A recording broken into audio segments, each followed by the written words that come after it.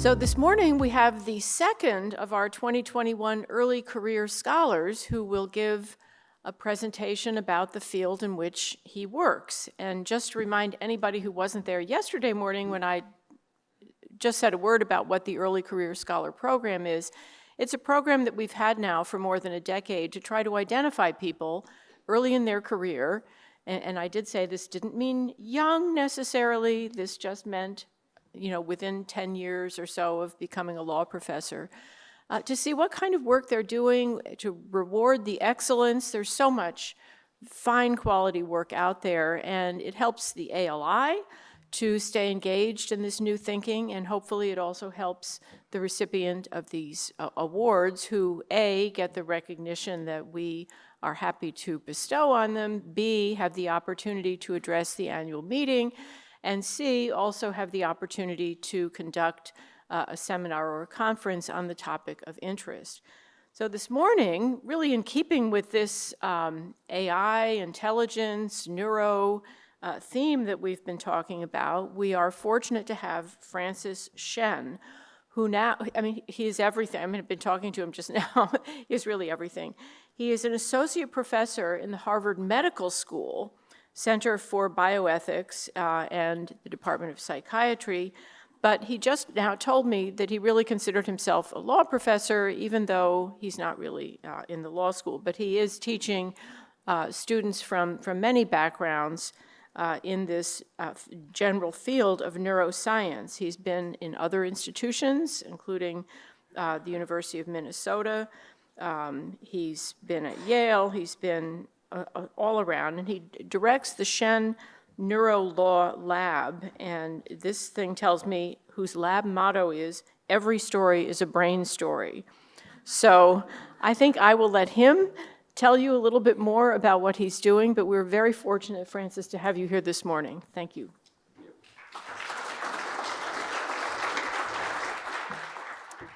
Thank you, Judge Wood. Thank you to the ALI for this great honor and the opportunity to speak with you this morning. And thanks to everyone for waking up after an amazing dinner last night. Special thank you to my Minnesota Law School colleagues and Dean Jenkins and ALI member Kevin Rice for nominating me for this award. As we know, this year the ALI turns 100. And my primary goal over the next 15 minutes is to convince you that when ALI celebrates 150 and has its 200th birthday, that neuroscience and the law will play an expanded role in those proceedings. The basic idea is simple. The brain is in the business of facilitating mental life through its information processing, and the law cares about mental life and information processing. The law cares deeply about things like happiness, pain, intent, competency, capacity, regret, remorse, decision-making, and mental states of every stripe. The law demands evidence of mental states, and legal doctrine and restatements help to define those mental states and which ones matter for law and which ones don't.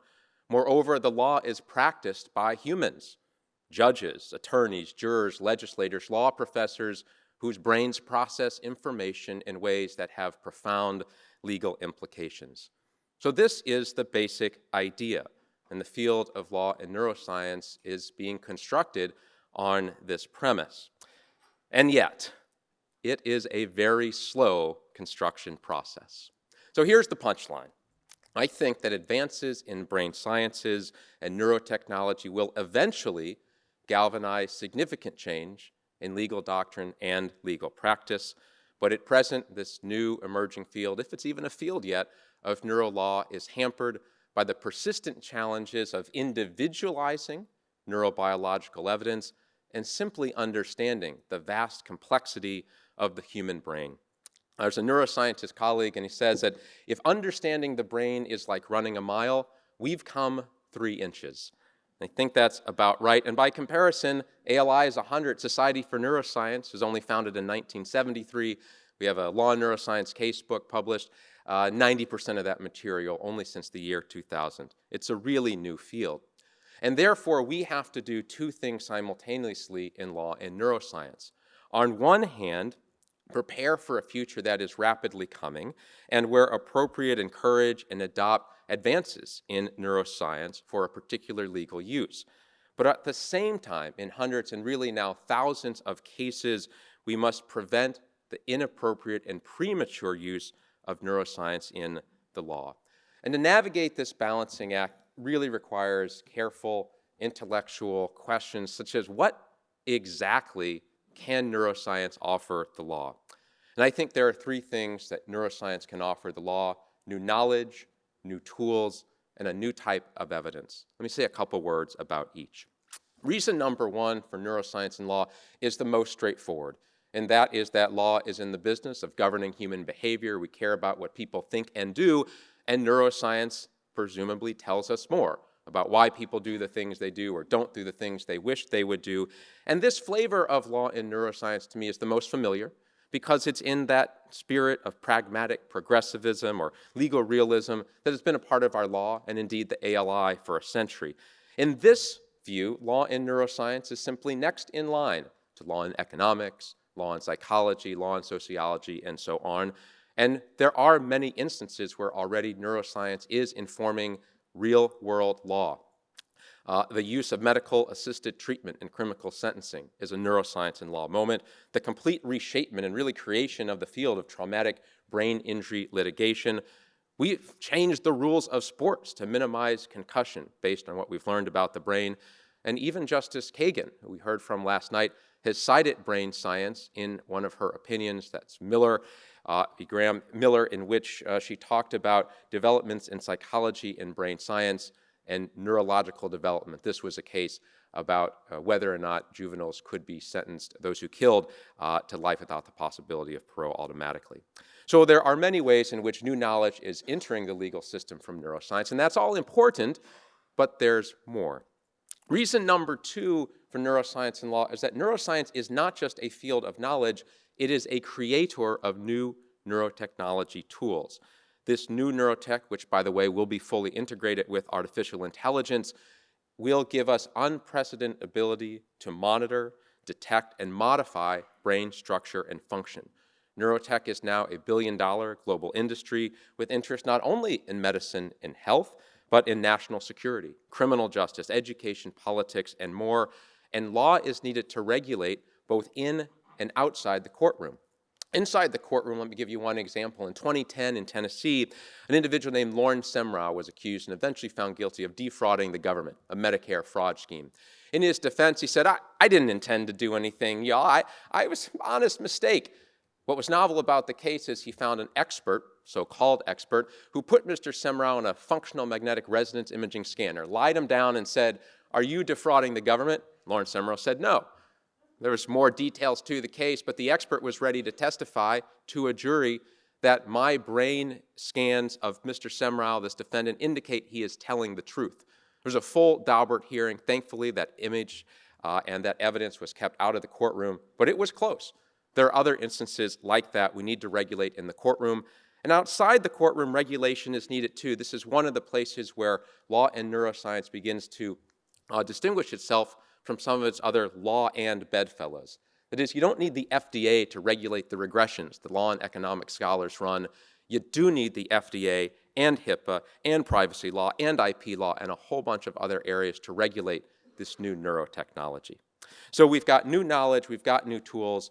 I come to the third, which I think is perhaps the most unique, maybe the most controversial, and that is that neuroscience offers new types of evidence because it makes the invisible brain visible. I'm going to show only one slide today. It's this. And if you can see that beating brain, the reason I like this, it comes from a neuroscientist in the University of Auckland in New Zealand. This is what's happening right now in each of your brains and in mine. And it's what's been happening since the day you were born until the day you die. You can't feel it, you can't see it, and so we forget about it. And that's basically what the law has done. We ignore this thing that we can't see. But that is all changing, and rapidly, and neurobiology is changing the way we think about mental states. Consider this. From its inception, the Diagnostic and Statistical Manual, the American Psychiatric Association, the Bible, has focused almost exclusively on symptoms and behaviors to define inward mental states. That is, you don't have the disease until you can see or feel its effects. Contrast this with cancer, which is exactly the opposite. You do not want to wait until you have symptoms. That's why we have screening, breast cancer or prostate cancer screening. You look fine and you feel fine, but we might find that your cells inside you are not fine. Biology, not symptoms, define the disease. And this logic is coming quickly to mental states. My lab does a lot of work on aging brains and the law, so let me give you just one prominent example from Alzheimer's disease. 5 years ago in 2018, the National Institute on Aging and Alzheimer's Association, the big players, published a recommendation for a new definition of Alzheimer's, whereby Alzheimer's disease equals the pathological accumulation of amyloid plaques and neurofibrillary tangles in the brain. A lot of fancy words, but Clifford Giacometti broke it down when he explained, what we're saying is symptoms are not the definition of the disease. People can have the pathology in the brain and be symptom-free. It's controversial because historically the presence of symptoms was the definition. Now we're saying that's no longer so. This is a foundational shift. And to be clear, it would mean that if we scanned everyone's brain in the room, including mine, some of us, even though our decision-making is not impaired, would be labeled as having Alzheimer's disease. I don't have to tell you that has major legal implications in insurance and workman's compensation across the board. At the level of doctrine, this movement is challenging our distinction in law between, on one hand, mental, and on the other hand, physical or bodily. That distinction shows up all over the place in civil and criminal law, and it's being challenged. I'll give you just one example. This is a case, Allen v. Bloomfield Hills in Michigan.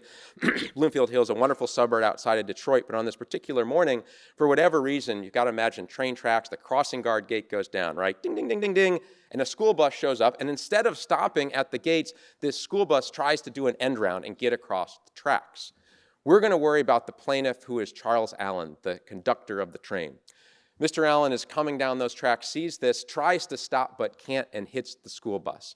Thankfully, there are no kids on the bus, but the driver is seriously injured. Charles Allen sees all of this. Fast forward, he develops post-traumatic stress disorder.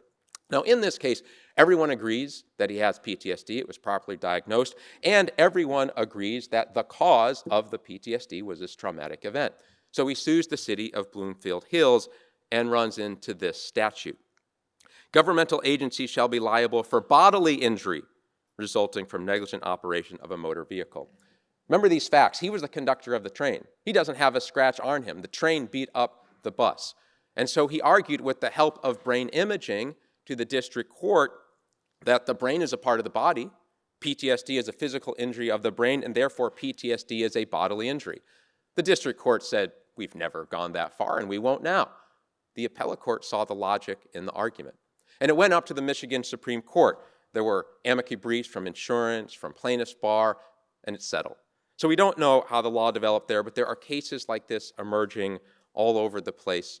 They don't make a field yet, but they're indications that something is happening.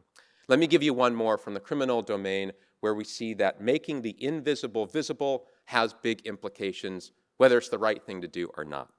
This is the case of Grady Nelson. In 2010 in Florida, Grady Nelson was convicted, and rightly so, for a series of heinous acts, most notably stabbing his wife 60 times and killing her. He was also convicted of sexually assaulting and stabbing his stepchildren, and had previously been convicted of rape. He was a bad guy. His attorney, who I've met, thought, well, the only thing I can do here is avoid the death penalty. And to do that, I'm going to rely on brain science. His primary expert was a witness who did quantitative electroencephalography. What is that? QEEG. It's putting a skull cap on the defendant, measuring electrical activity, and then in this case, testifying to the jury that Mr. Nelson's brain was impaired.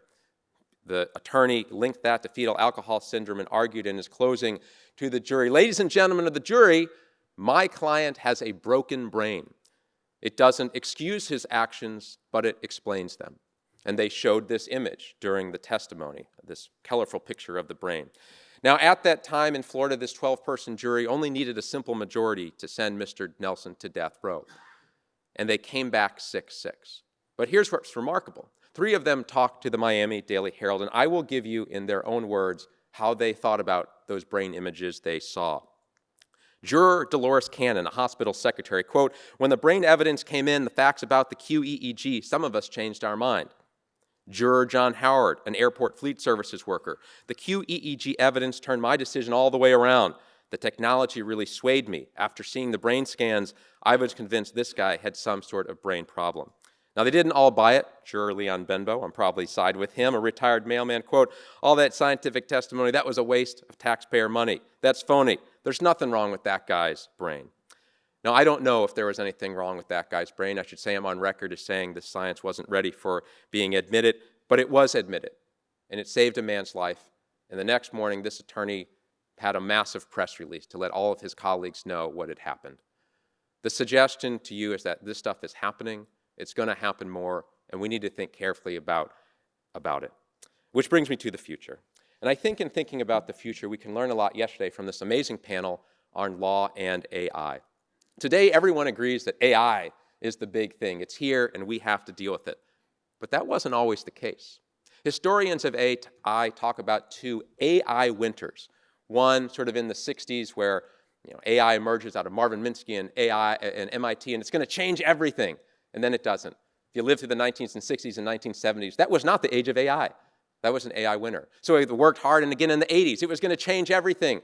And anyone who used voice recognition in the 90s knows that AI wasn't the big thing. It was a second AI winter, and yet we have what we have today. How did that happen? Futurist Ray Kurzweil captures this trajectory well. I'll give you his quote in talking about hype cycles. He says, "The technology hype cycle for a paradigm shift typically starts with a period of unrealistic expectations based on a lack of understanding of the enabling factors. While the widespread expectations for revolutionary change are accurate, they are incorrectly timed. When the prospects do not quickly pan out, a period of disillusionment sets in. Nevertheless, exponential growth continues unabated, and years later, a more mature and realistic transformation does take place." I'd suggest to you today that the same thing is starting to happen with neuroscience and the law. Efforts to deploy neuroscience, the logic I gave you at the beginning of the talk, have been happening for a century. Neuron cells, these cells in our brain, were discovered in the late 19th century, and in the early 20th century, efforts were made to manipulate and modify those. Let's talk just very briefly in closing about the prefrontal lobotomy. It was developed by Egas Moniz, a Portuguese neuroscientist. Did you know it won the Nobel Prize? It did. Did you know this? Here's a quote from the Yale Law Journal, 1948, a commentary. "Perfection of so relatively simple and inexpensive a rehabilitative technique as the prefrontal lobotomy promises to be a major contribution to the cure of criminals," end quote. Neuroscience was going to change everything, and then it didn't. And if we had more time, I'd show you other hype cycles across the 20th century where again and again the brain was going to be the next big thing, and it wasn't. We even reached the cover of the New York Times. Neurolaw in 2007 was on the cover of the New York Times Magazine, but that was simply an indication of what's to come. So what do we do now? Well, I'm happy to say that ALI from its start has been forward-looking. The original committee proceedings noted that the restatements of law should be constructive by taking account of situations not yet discussed by courts or dealt with by legislatures, but which are likely to cause litigation in the future. Neurolaw is not yet a field. It's a collection of cases, sometimes inconsistent. And I was thinking this morning, if only there were a body that had expertise in law and knew how to take those disparate cases and make sense of them. Have you heard of that group? So I hope that ALI takes law and neuroscience seriously. Yesterday morning, my colleague Ruth Akedeji on this panel noted that with respect to AI, we are already late and playing catch up. We're not yet late to law and neuroscience, but we will be if we don't act soon. So thank you, ALI, and happy birthday.